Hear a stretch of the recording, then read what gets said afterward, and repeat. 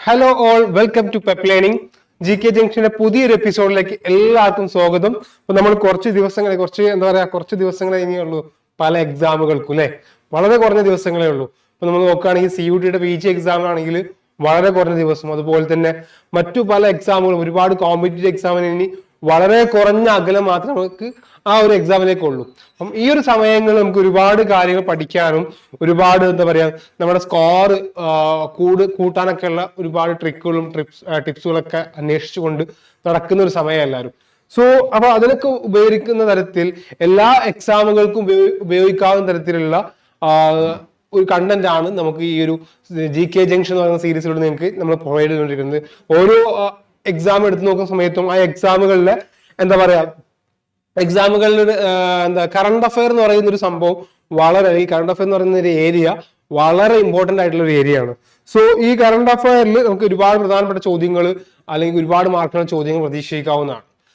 അത്തരത്തിലുള്ള ആ മാർക്കുകൾ നിങ്ങൾക്ക് ഒരിക്കലും നഷ്ടപ്പെട്ടു പോകരുത് എന്ന് വിചാരിച്ചുകൊണ്ടാണ് നമ്മൾ ഈ ഒരു സീരീസ് സ്റ്റാർട്ട് ചെയ്യുന്നത്. അപ്പൊ ഇതിന്റെ പുതിയൊരു എപ്പിസോഡാണ്. അപ്പൊ കഴിഞ്ഞ എപ്പിസോഡിൽ കാണാത്ത ആളുകളാണെങ്കിൽ എന്തായാലും നിങ്ങൾ പോയിട്ട് ഡിസ്ക്രിപ്ഷൻ ബോക്സിൽ ലിങ്ക് കൊടുക്കും, അത് പോയി കാണുക. അതുപോലെ തന്നെ ആദ്യമായിട്ടാണ് നമ്മുടെ ചാനൽ വരുന്നതെങ്കിൽ ചാനൽ ഒന്ന് സബ്സ്ക്രൈബ് ചെയ്യുക.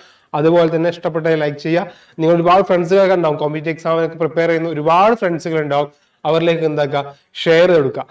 അപ്പൊ നമ്മൾ സ്റ്റാർട്ട് ചെയ്യാം. അതിന് മുമ്പ് ലൈവിൽ ജോയിൻ ചെയ്ത ആളുകൾക്ക് ആരൊക്കെയുണ്ട് ഒന്ന് ജസ്റ്റ് ഒന്ന് കമന്റ് ചെയ്യുക, നിങ്ങളുടെ പ്രസൻസ് ഒക്കെ ഒന്ന് അറിയിക്കുക. ഒരുപാട് പേര് ഇങ്ങനെ ജോയിൻ ചെയ്തുകൊണ്ടിരിക്കുന്നുണ്ട്.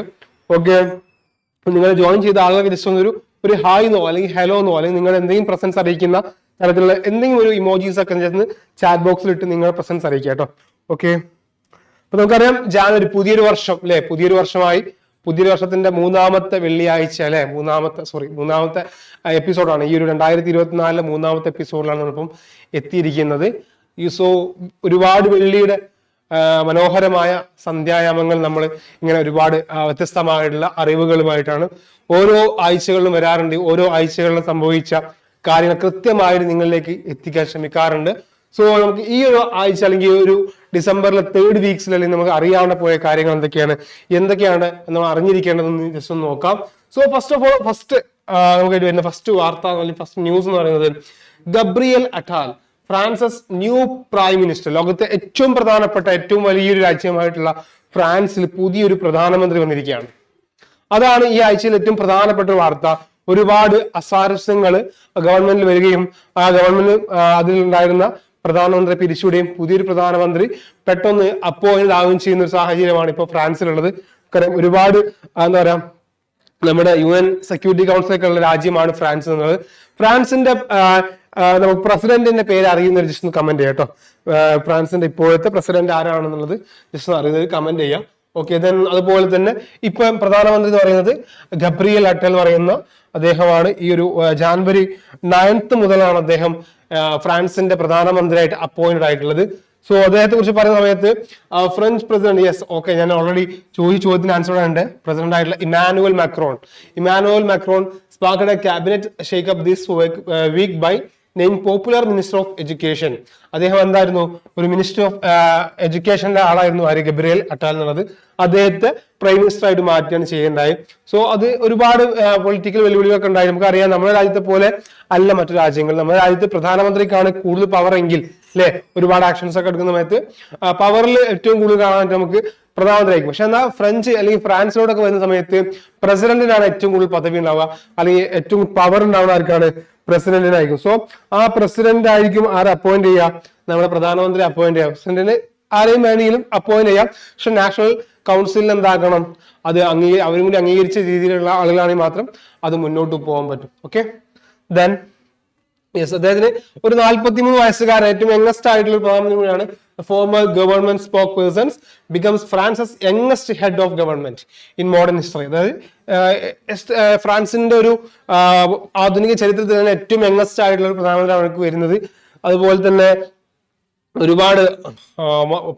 ഒരുപാട് പ്രതീക്ഷകളോടെ നോക്കി നിൽക്കുകയാണ്. അപ്പൊ നമുക്കറിയാം ഒരു ഡെപ്യൂട്ടി ഡയറക്ടർ, ഒരു ഫ്രാൻസിന്റെ ഒരു ഡെപ്യൂട്ടി ആയിട്ടുള്ള അല്ലെങ്കിൽ പ്രസിഡന്റ് കഴിഞ്ഞ് കഴിഞ്ഞാൽ അടുത്ത അധികാരം അവിടെ പ്രൈം മിനിസ്റ്റർക്കാണ്. അപ്പം അതൊരു യങ്ങസ്റ്റ് ആയിട്ടുള്ള വരിക എന്നുള്ളത് ഈ ഫ്രാൻസിന്റെ ഹിസ്റ്ററിക്കൽ, നമുക്ക് ഒരുപാട് ഫ്രഞ്ച് റവല്യൂഷൻ ഒക്കെ പഠിച്ച സമയങ്ങളിൽ ഒരുപാട് ഫ്രാൻസിന്റെ ഹിസ്റ്ററി നമ്മൾ പോയി പഠിക്കുന്ന ആളാണ്. സോ ആ ഹിസ്റ്ററികളിലൊക്കെ നമുക്ക് അറിയാം ഫ്രാൻസ് ഒരുപാട് നേതാക്കൾ ഉണ്ടായിരുന്നു, ഒരുപാട് പ്രസിഡന്റുമാരൊക്കെ ഉണ്ടായിരുന്നു. പക്ഷെ മോഡേൺ യുഗത്തിലെ ചരിത്രത്തിൽ ഇനി അറിയപ്പെടാൻ പോകുന്ന ഗബ്രിയേൽ അറ്റൽ എന്ന് പറയുന്ന 43 വയസ്സുകാരനായിട്ടുള്ള ഈ ഒരു പ്രധാനമന്ത്രിയാണ്. Okay, yes. ഓക്കെ, നെക്സ്റ്റ് നമ്മൾ തംബ്നെയിൽ കണ്ടതുപോലെ തന്നെ ഏറ്റവും പ്രധാനപ്പെട്ട ഒരു വാർത്തയാണ് ഇക്വഡോർ അല്ലെ. ഇക്വഡോർ എന്ന രാജ്യം നമുക്ക് എല്ലാവർക്കും വളരെ സുപരിചിതമായിട്ടുള്ള ഒരു രാജ്യമാണ് അല്ലെ. ഒരു വളരെ കാരണം നമ്മൾ ഫിഫ വേൾഡ് കപ്പ് കാണുന്ന ആളാണ്. പലപ്പോഴും അർജന്റീന ഇക്വഡോറൊക്കെ ഏറ്റുമുട്ടുന്നു, അല്ലെങ്കിൽ ബ്രസീലും ഇക്വഡോറൊക്കെ ഏറ്റുമുട്ടുന്നു എന്ന രീതിയിൽ പലപ്പോഴും വാർത്ത കേൾക്കാറുണ്ട്. അതുകൊണ്ട് തന്നെ സൗത്ത് അമേരിക്കയിലെ ഏറ്റവും പ്രധാനപ്പെട്ട ഒരു രാജ്യമാണ് ഇക്വഡോർ എന്ന് പറയുന്നത്. ഇക്വഡോറിന്റെ ക്യാപിറ്റൽ എന്ന് പറയുന്നത് ക്വിറ്റോ. ഇതാണ് ഇക്വഡോറിന്റെ ക്യാപിറ്റൽ സിറ്റി എന്ന് പറയുന്നത്. നമുക്കറിയാം ഗാലപ്പഗോസ് ദ്വീപുകളൊക്കെ ഇക്വഡോറിലാണുള്ളത് അല്ലെ. നമുക്കറിയാം നമ്മുടെ ചാൾസ് ഡാർവിന്റെ ഒരു പരിണാമ സിദ്ധാന്തം പറഞ്ഞ സമയത്ത് അവിടെ ഒരു ഗാലപ്പഗോസ് എന്ന് പറയുന്ന ദ്വീപുകളിൽ പോയിട്ടുണ്ടായിരുന്നു. ആ ഗാലപ്പഗോസ് എവിടെ ഉള്ളത്? ഇക്വഡോറിലാണ് സ്ഥിതി ചെയ്യുന്നത് ഞാൻ കൂടുതൽ അഡീഷണലി പറയാണ്. സോ ഇപ്പൊ അവിടെ എന്താണ് നടക്കാൻ പോകുന്നത് വെച്ചാല് ഒരു അടിയന്തരാവസ്ഥ. നമുക്കറിയാം നമ്മുടെ 1975 നമ്മുടെ രാജ്യത്ത് പ്രധാനമന്ത്രിയായിരുന്ന ഇന്ദിരാഗാന്ധിയുടെ കാലത്ത് നമുക്കൊരു എമർജൻസി വന്നിട്ടുണ്ടായിരുന്നു. അതുപോലെ എന്ന് പറയാൻ പറ്റില്ല, അല്ലെങ്കിൽ ആ തരത്തിലൊരു എമർജൻസി ഇപ്പോൾ ഇക്വഡോറിൽ പ്രഖ്യാപിച്ചിരിക്കുകയാണ്. കാരണം എന്താണെന്നറിയോ? കാരണം വളരെ രസകരമാണ്. അവിടുത്തെ ഏറ്റവും വലിയ മാഫിയ ഡോൺ ആയിട്ടുള്ള ആള് ജയിൽ ചാടി എന്നുള്ളതാണ്. ഒരുപാട് കുറ്റകൃത്യങ്ങൾക്ക് നെടുന്തൂണായി പ്രവർത്തിക്കുകയും അവിടുത്തെ വലിയൊരു അധോലോകത്തിന്റെ നേതാവായിട്ടുള്ള ഒരാള് അവിടുത്തെ ജയിൽ ചാടി എന്നുള്ളതാണ് എന്തിനുള്ള കാരണം? ഇക്വഡോറിൽ ഇത്തരത്തിലുള്ളൊരു എമർജൻസി പ്രഖ്യാപിക്കാനുള്ള കാരണം. ഓക്കെ, ഇക്വഡോർ വളരെ ഫേമസ് ആയിട്ടുള്ള രാജ്യമാണ്. വ്യത്യസ്തമായിട്ടുള്ള റിസോഴ്സുകൾ കൊണ്ടും ഒരുപാട് ടൂറിസം കൊണ്ടൊക്കെ വളരെ ഫേമസ് ആയിട്ടുള്ള ഒരു കൺട്രിയും കൂടിയാണ്. സോ ഇക്വഡോറിയൻ പ്രസിഡന്റ് ഡാനിയൽ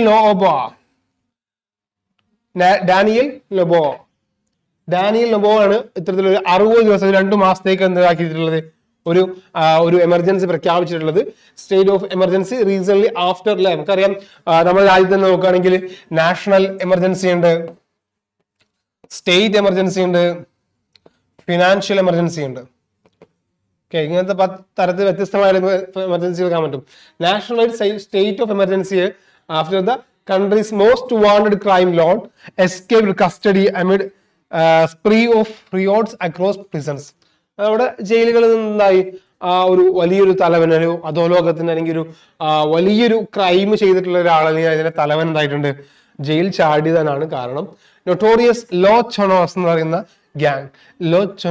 എന്ന് പറയുന്ന ഗ്യാങ്ങിലെ ചീഫ്റ്റൻ ആയിട്ടുണ്ടായിരുന്ന ജോസ് അഡോൾഫോ മെസ്സിയാസ് എന്ന് പറയുന്ന തലവൻ, അതായത് ഫിറ്റോ എന്ന പേരിലാണ് അല്ലെ. അപ്പൊ പലപ്പോഴും പല പേരുകളൊക്കെ അറിയില്ലേ. നമുക്കറിയാം എന്താ പറയാ, ടിപ്പർ വാസു, അങ്ങനെയൊക്കെ നമ്മൾ പലപ്പോഴും എന്താ പറയാ അധോലോകത്തിന്റെ നേതാക്കൾ അല്ലെങ്കിൽ മാഫിയന്റെ ആളുകൾക്ക് പലപ്പോഴും ടിപ്പർ വാസു അല്ലെങ്കിൽ എന്താ പറയാ റിപ്പർ എന്നൊക്കെ രീതിയിലൊക്കെ പല രീതിയിലും ഉപയോഗിക്കും. അതുപോലെ ഇക്വഡോർ ഉപയോഗിക്കുന്ന ഒരു ടേമാണ് ഫിറ്റോ എന്നാണ് അദ്ദേഹത്തിന്റെ അപരനാമം. ആ പേരിൽ അറിയപ്പെടുന്ന അഡോൾഫോ മെസ്സിയാസ് അല്ലെ, ജോസ് അഡോൾഫോ മെസ്സിയാസ് എന്ന് പറയുന്ന ലോസ് കൊണോറസ് എന്ന് പറയുന്ന ഗ്യാങ്ങിന്റെ ചീഫായിട്ടുള്ള ആളാണ്. അദ്ദേഹമാണ് ഇത്തരത്തിലൊരു ജയിൽ ചാട്ടം നടത്തിയിട്ടുള്ളത്. ഒരുപാട് പ്രശ്നങ്ങൾ 34 കേസോളം എന്താ പറയാ കുറ്റം ഒരുപാട് തെറ്റുകൾ ചെയ്തിട്ട് ഒരുപാട് ക്രൈമുകൾ ചെയ്തിട്ട് ആ ക്രൈമിന്റെ പേരിൽ ശിക്ഷിച്ചുകൊണ്ടിരിക്കുകയാണ്. ഡ്രഗ് ട്രാഫിക്കിങ്, മർഡർ പോലത്തെ ഒരുപാട് വ്യത്യസ്തമായിട്ടുള്ള കേസുകൾ അദ്ദേഹത്തിന്റെ പേരിൽ. അപ്പം ആ ഒരു സാഹചര്യത്തിൽ രാജ്യത്ത് ഉണ്ടാക്കിയിട്ടുള്ളത് അങ്ങനെ ഇത്തരത്തിലുള്ള ഒരു എമർജൻസി പ്രഖ്യാപിച്ചിരിക്കുന്നത്. Okay, yes. Jose Adolfo Macias Servanes, better known as Fito, ആ പേരിന്റെ പേരാണ്, അയാളുടെ പേരാണ് ജോസ് അഡോൾഫോ മെസ്സിയാസ് എന്നുള്ളത്. Claim to leadership of Los Choneros consider the Ecuador's most formidable organised crime outfit follow the prior boss assassination. അതായത് അദ്ദേഹത്തിന്റെ boss ആയിരുന്ന ആ ഒരു ടീമിലല്ലോ നമ്മൾ പറഞ്ഞു പോയോ എന്താ പറയുന്ന പേര്, ലോസ് കൊണോറസ് എന്ന് പറയുന്ന ആ ഒരു മാഫിയ ടീമിന്റെ ബോസിനെ അസാസിനേറ്റ് ചെയ്തിട്ടാണ് ആരിതാകുന്നത്, നമ്മുടെ ഫിറ്റോ അവിടുത്തെ നേതാവായിട്ട് മാറുന്നതെന്നാണ് പറഞ്ഞിട്ട്. അപ്പം അവിടെ ശ്രദ്ധിക്കേണ്ട കാര്യം വെച്ചാൽ നമുക്ക് ഒരു എക്സാം ആസ്പെക്ട് നോക്കുന്നത് ഇപ്പം നിലവിൽ അടിയന്തരാവസ്ഥ പ്രഖ്യാപിച്ച ഒരു രാജ്യം ഏതാണെന്നൊക്കെ രീതിയിൽ ചോദ്യം വരാൻ ചാൻസുകളുണ്ട്. സോ എമർജൻസി വളരെ ഇമ്പോർട്ടന്റ് ആണ്. നമ്മുടെ ഇന്ത്യൻ കോൺസ്റ്റിറ്റ്യൂഷൻ വരുന്ന സമയത്തും എമർജൻസി നമുക്ക് ഇമ്പോർട്ടന്റ് ആണ്. നമുക്കറിയാം ജർമ്മനി എന്ന് പറയുന്ന രാജ്യത്താണ്, ജർമ്മനിയിൽ നിന്നാണ് നമ്മൾ ഈ ഒരു എമർജൻസി എന്ന് പറയുന്ന കൺസെപ്റ്റ് നമ്മൾ ബോറോ ചെയ്തിട്ടുള്ളത്. ഓക്കെ, ദെൻ മറ്റൊന്നാണ് വളരെ പ്രധാനപ്പെട്ട സ്പോർട്സുമായി ബന്ധപ്പെട്ടുകൊണ്ടുള്ള ഒരു അവാർഡുമായി ബന്ധപ്പെട്ടുകൊണ്ടുള്ള ഒരു വാർത്തയാണ്. ദിവ്യാകൃതി സിംഗ് എന്ന് പറയുന്ന വ്യക്തി അല്ലെങ്കിൽ person, the first female athlete to win the Arjuna award for the equestrian sports. അതായത് നമ്മുടെ രാജ്യത്തെ ഏറ്റവും പ്രധാനപ്പെട്ട അല്ലെങ്കിൽ ഏറ്റവും സ്പോർട്സ് മേഖലയിൽ കൊടുത്തുകൊണ്ടിരിക്കുന്ന ഏറ്റവും പൗരപ്രധാനമായിട്ടുള്ള അല്ലെങ്കിൽ ഒരു വലിയ പ്രമുഖമായിട്ടുള്ള ഒരു അവാർഡാണെന്ത് അർജുന അവാർഡ് എന്ന് പറയുന്നത്. സോ ഈ അർജുന അവാർഡ് കിട്ടുന്ന ആദ്യത്തെ ഇക്വസ്റ്റേറിയൻ സ്പോർട്സ്, അതായത് കുതിരസവാരി നടത്തുന്ന ആദ്യത്തെ ഫീമെയിൽ ആണ് ആര്? ദിവ്യാകൃതി സിംഗ് എന്ന് പറയുന്ന വ്യക്തിത്വം. അപ്പൊ അത് ഓർത്തു വെക്കുക. ആദ്യമായിട്ട് ഇക്വസ്റ്റേറിയൻ സ്പോർട്സിൽ അല്ലെ ഇത്തരത്തിലുള്ള സംഭവങ്ങൾ നടത്തുക എന്നുള്ളത് വളരെ വളരെ വലിയൊരു സംഭവം തന്നെയാണ്. നമുക്കറിയാം പലപ്പോഴും വിമൻസിന് ഒരു വൾണറബിൾ ആയി കാണുകയും അല്ലെങ്കിൽ വിമൻസിനെ കൊണ്ടൊന്നും ചെയ്യാൻ പറ്റില്ല എന്നൊക്കെ പറയുന്ന സമയത്തും ഇത്തരത്തിലൊക്കെ അധിക നേട്ടങ്ങൾ നേടിക്കൊണ്ടിരിക്കുന്ന സ്ത്രീ പ്രതീകങ്ങളെ ആദരിക്കുകയും അവർക്കുള്ള അർഹമായിട്ടുള്ള സ്ഥാനങ്ങൾ കൊടുക്കുക എന്നുള്ളത് ഒരു രാജ്യത്തിന്റെ ദൗത്യം തന്നെയാണ് ശരിക്കും. അപ്പം അർജുന അവാർഡ് എന്ന് പറയുന്ന അവാർഡ് വളരെ ഫേമസ് ആയിട്ടുള്ള അവാർഡാണ്. വളരെ സ്പോർട്സ് മേഖലയിലെ തന്നെ വലിയൊരു പുരസ്കാരം തന്നെയാണ് അർജുന അവാർഡ് എന്നുള്ളത്.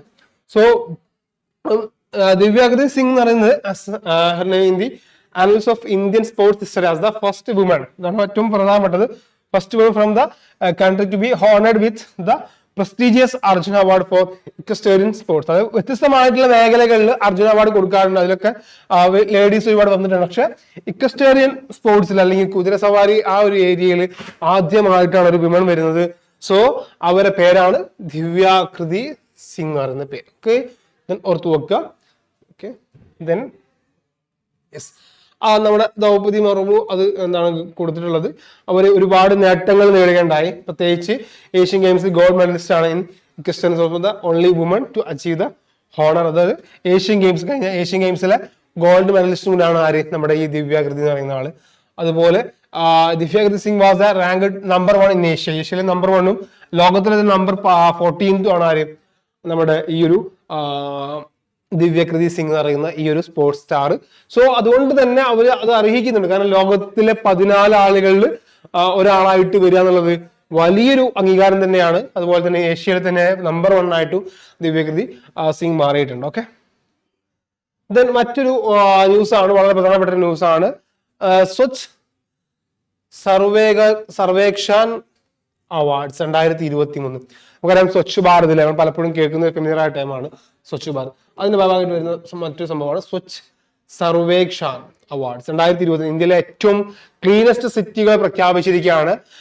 ഇൻഡോർ ആൻഡ് സൂറത്ത് എന്ന് പറയുന്നത്. ഇൻഡോർ നമുക്കറിയാം എവിടെയാണ് ഇൻഡോർ എവിടെയുള്ളത്? ഇൻഡോർ എവിടെയാണ്? മധ്യപ്രദേശിലാണ്. അതുപോലെ തന്നെ സൂറത്ത് എന്ന് പറയുന്നത് എവിടെയാണ്? നമുക്ക് എല്ലാവർക്കും അറിയാം, ഗുജറാത്തിലെ സൂറത്ത് നമുക്കറിയാം അല്ലെ. അപ്പം ഈ 2 സ്ഥലങ്ങൾക്കാണ് ഇന്ത്യയിലെ ഏറ്റവും ക്ലീനസ്റ്റ് സിറ്റി ആയിട്ടുള്ള അംഗീകാരം കിട്ടിയിരിക്കുന്നത്. Indore for the remarkable 7 consecutive time. എപ്പോഴും നമ്മൾ ഏറ്റവും ക്ലീനസ്റ്റ് സിറ്റി എന്ന് പറയുന്നതാണ് ഇൻഡോർ എന്നുള്ളത്. അത് 7ാമത്തെ തവണ കൺസിക്യൂട്ടീവ് ആയിട്ട് വേറെ ആരും എതിരാളികൾ ആരും ഇല്ല. ഇപ്പോഴാണ് സെക്യൂർ ക്ലീനസ്റ്റ് സിറ്റി ടൈറ്റിൽ അല്ലെ. ഏറ്റവും ക്ലീനസ്റ്റ് ആയിട്ടുള്ള ഏറ്റവും നമുക്ക് ഒരുപാട് സ്ഥലങ്ങൾ കാണാൻ പറ്റും, ഒരുപാട് സിറ്റികൾ കാണാൻ പറ്റും. പലതും പല രീതിയിലുള്ള പൊല്യൂഷൻ നേരിടുന്ന സമയത്ത് ഏറ്റവും ക്ലീനസ്റ്റ് സിറ്റി എന്ന പേര് ഇൻഡോർ പറയുന്നുണ്ടെങ്കിൽ സോ സംതിങ് സ്പെഷ്യൽ ഇൻഡോർ അല്ലേ. However this year it shared the honours with Surat. ഇപ്രാവശ്യം മാത്രം കഴിഞ്ഞ 7 വർഷങ്ങളായിട്ട് ഒറ്റക്ക് നേടിയിരുന്ന ക്ലീനസ്റ്റ് സിറ്റി എന്നുള്ള ടൈറ്റിൽ ആരും കൂടി ചേർന്ന് ഇപ്പം സൂറത്ത് എന്നുള്ള ഒരു സിറ്റിയും കൂടി ചേർന്നിരിക്കും. Marking the unique joint victory. The president Shrimati Droupadi Murmu present the awards of the Bharat Mandap New Delhi. Okay, some ഫാക്ടുകളാണ്. 110ഓളം അവാർഡുകളാണ് ഈ ഒരു ഏരിയയിൽ മാത്രം നമ്മൾ കൊടുത്തുകൊണ്ടിരിക്കുന്നത്. The theme of the ക്ലീനസ് survey 2024 ക്ലീനസ് സർവേന്റെ ഒരു തീം എന്ന് പറയുന്നത് റെഡ്യൂസ്, റീയൂസ് ആൻഡ് റീസൈക്കിൾ എന്നാണ്. ഓർത്തു വെക്കുക, reduce, reuse and recycle. The ceremony was attend by the union housing and urban affairs minister Hardeep Singh Puri and other dignitaries. അതായത് അത്രയൊന്നുമില്ല അതിൽ. അപ്പം ആരൊക്കെ പങ്കെടുത്തുന്നതാണ് ആ ഒരു ഫംഗ്ഷനിൽ പങ്കെടുത്തുള്ള പേര് മാത്രമാണ് അതിൽ ഓർത്തു വെക്കുക. യൂണിയൻ ഹൗസിംഗ് ആൻഡ് അർബൻ അഫയേഴ്സിന്റെ മിനിസ്റ്റർ ആരാണ്? ഹർദീപ് സിംഗ് പൂരി എന്നുള്ള ആളാണ്, ഓർത്തു വെക്കുക. അതുപോലെ തീം എന്തായിരുന്നു? റെഡ്യൂസ്, റീയൂസ് ആൻഡ് റീസൈക്കിൾ എന്നുള്ളതാണ്. പിന്നെ നെക്സ്റ്റ് മറ്റു കാറ്റഗറിയിലുള്ള പെർഫോമൻസ് നോക്കുന്നത് സിറ്റീസ് വിത്ത് പോപ്പുലേഷൻ അണ്ടർ 1 lakh, 1,00,000 താഴെയുള്ള പോപ്പുലേഷൻ ഉള്ള സിറ്റികളിൽ ഏറ്റവും ടോപ്പ് ചെയ്യുന്നത് സാസ്വാത്, പഠാൻ ആൻഡ് ലൊണവാല എന്ന് പറയുന്ന ഇത് എങ്ങനെയാണ് പ്രൊണൗൺസ് ചെയ്യുന്നത്. പലപ്പോഴും ഹിന്ദി ആകുമ്പോൾ പലപ്പോഴും എൻ്റെ പ്രൊണൗൺസിയേഷൻ സെറ്റ് ഉണ്ടാവും, എന്നാലും ക്ഷമിക്കുക എന്തിനുണ്ടെങ്കിൽ. ലൊണവാല, അതുപോലെ പഠാൻ, സസ്വാത് എന്ന് പറയുന്ന 3 സിറ്റീസിലാണ് ഈ കാറ്റഗറിയിൽ അവാർഡ് കിട്ടിയുള്ളത്. അതുപോലെ തന്നെ ക്ലീനസ്റ്റ് കണ്ടോൺമെന്റ് ബോർഡ് മോ എന്ന് പറയുന്ന കണ്ടോൺമെന്റ് ആണ് ഈ മധ്യപ്രദേശിലുള്ള മറ്റൊരു സ്ഥലമാണ്, ഒരു കണ്ടോൺമെന്റ് ആണ്. ഇപ്പൊ നമുക്കറിയാം ഒരുപാട് കണ്ടോൺമെന്റുകൾ ഉണ്ടാവും. അതുപോലെ മോ എന്ന് പറയുന്ന കണ്ടോൺമെന്റ് ആണ് ഏറ്റവും ക്ലീനസ്റ്റ് കണ്ടോൺമെന്റ് ആയി കിട്ടിയിട്ടുള്ളത്. Cleanest Ganga Townsville Varanasi and Prayagraj എന്ന് പറയുന്ന 2 സിറ്റികളാണ്. ഗംഗയുടെ ഒരുപാട് സിറ്റിയിലൂടെ ഒഴുകിക്കൊണ്ടിരിക്കുന്ന അല്ലെ, ഗംഗയുടെ തീരങ്ങളിൽ ഒരുപാട് പട്ടണങ്ങളുണ്ട്. ആ പട്ടണം വെച്ച് നോക്കുന്ന സമയത്ത് ഏറ്റവും ക്ലീനസ്റ്റ് വാരാണസിയും പ്രയാഗ്രാജുമാണ്.